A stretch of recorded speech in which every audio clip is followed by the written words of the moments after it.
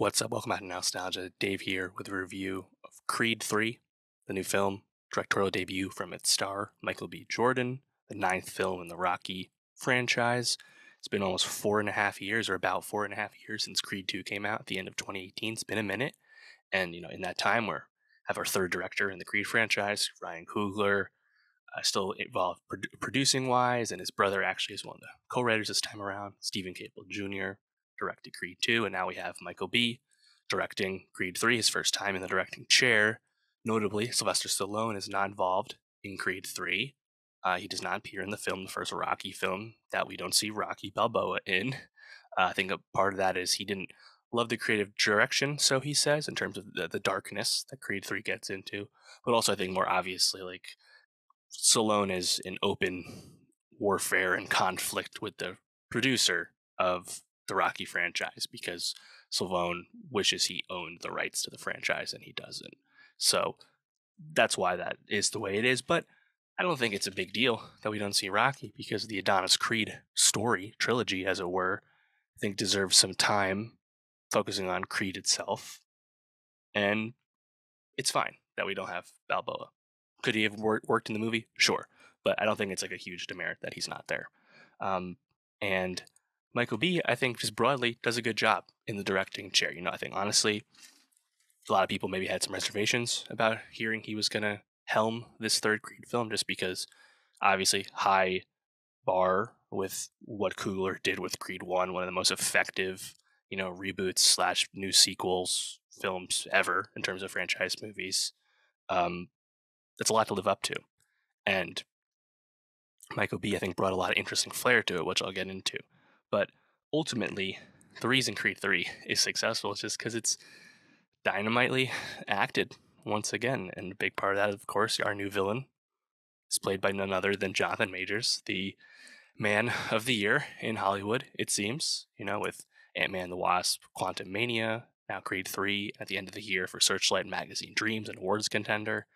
Jonathan Majors is one of the great American actors we have right now, and it shows. And he is absolutely tremendous in Creed 3. He is the prime attraction in this movie, and is a great fit for this franchise because what makes the Creed trilogy so interesting and so captivating is that these movies have such a rich connective tissue in their scenes that are not part of the set pieces. They transcend the traditional sports movie, boxing movie mold. And they still have tons of those cliches and those tropes that we expect from the Rocky franchise and from sports movies. But we love that they're there because everything else about these movies is so intelligent and so rich and so lived in. And I thought Creed 3 was really spectacular. I really enjoyed it. And Majors is a huge part of that, but Majors really is just fitting in to that DNA that the Creed movies give you. And I just had a really great time with it.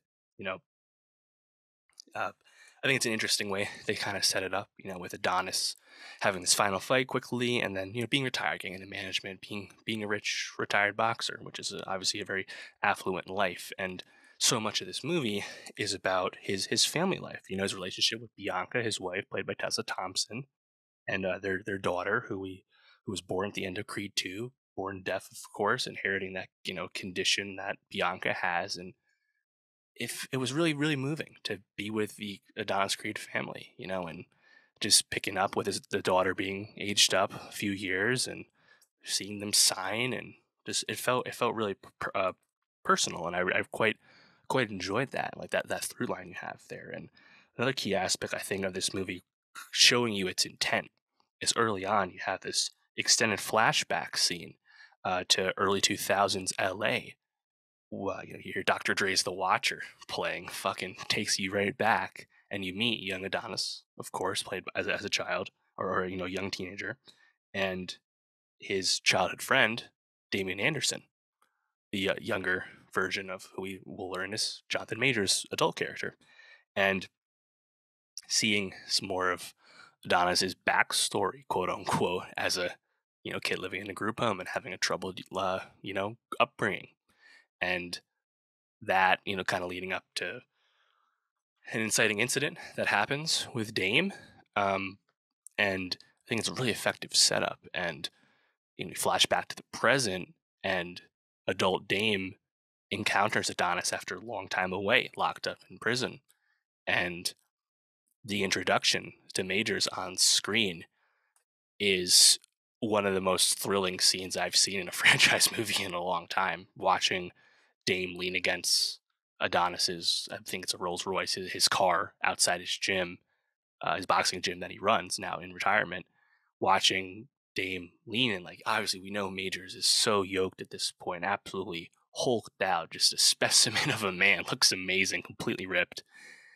Seeing him there, there's just a presence that Majors has, even when his back turned to Michael B. Jordan. But once they start talking and realizing who each other, once Adonis realizes who Dame is, it's so clear that Majors is just acting circles around Michael B. Jordan.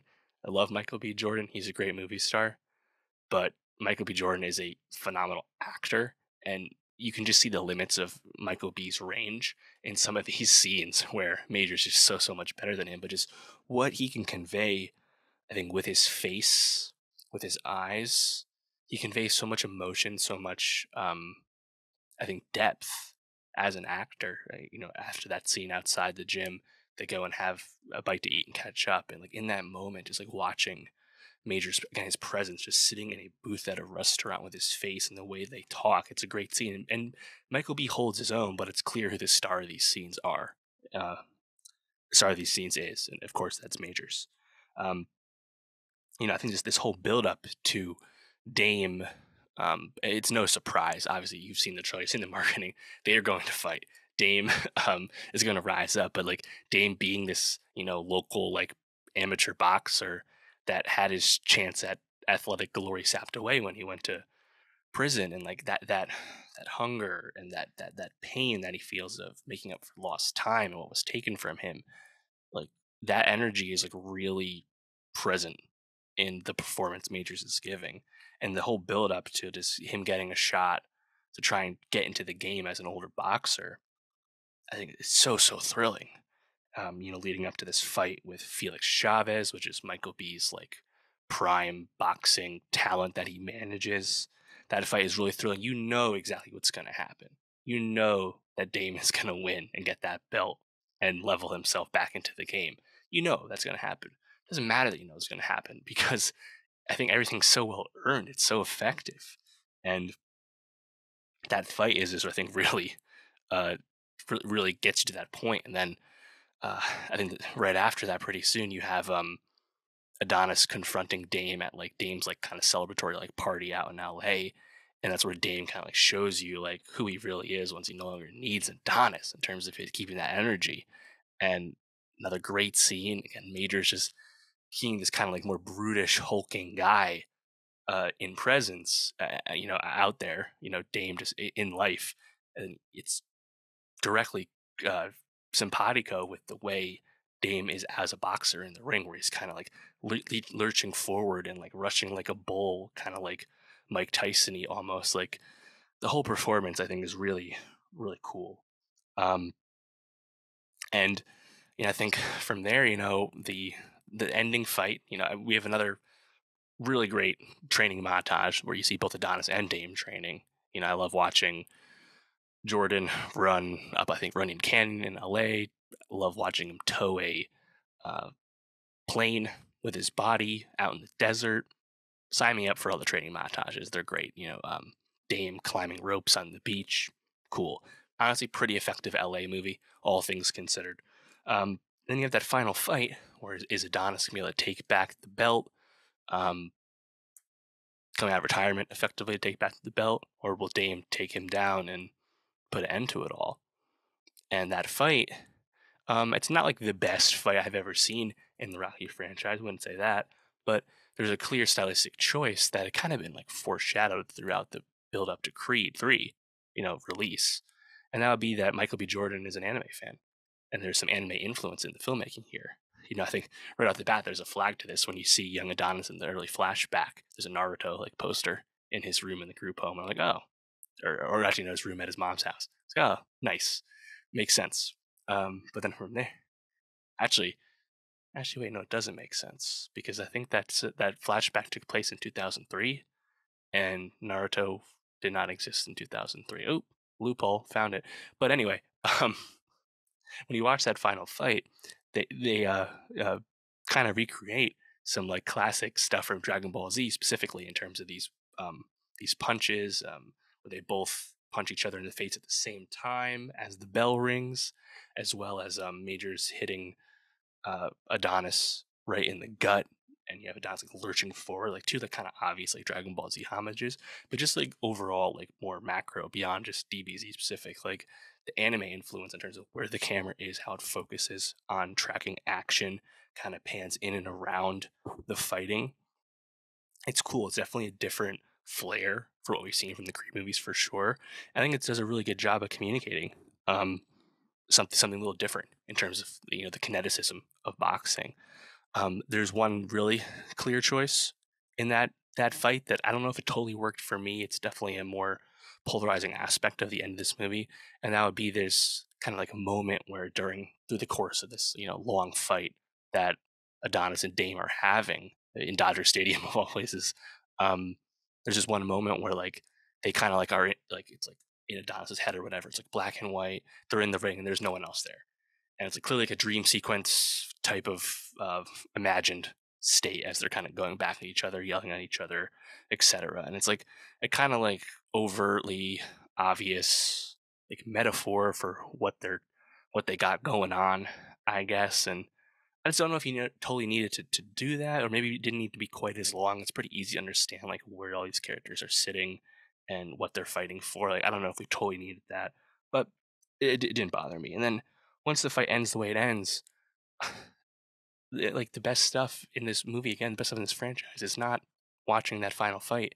It's the scene after the final fight where Dame and Adonis talk in the fucking locker room, and they sit next to each other on the bench, the locker benches, and they just kind of talk about what's happened and how they feel about stuff. And it's like that is what these movies are about.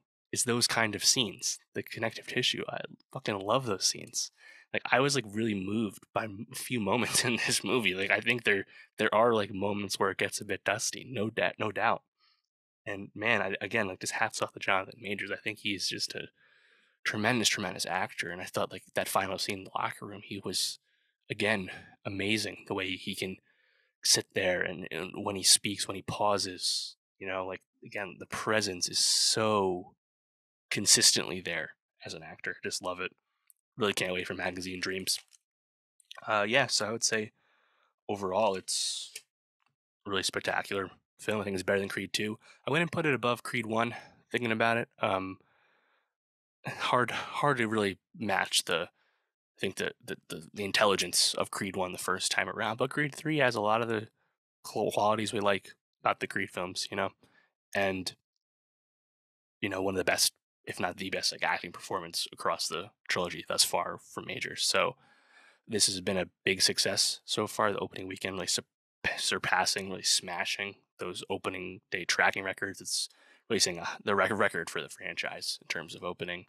Um, so as much as this is kind of presents a lot of finality to the Creed series, I have a hard time feeling like the Rocky franchise is not going to come back, given how strong it's moving. But let me know what you think about Creed 3. How'd you feel about Majors as an actor?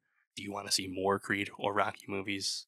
And for more movie reviews, subscribe, and I'll see you next time.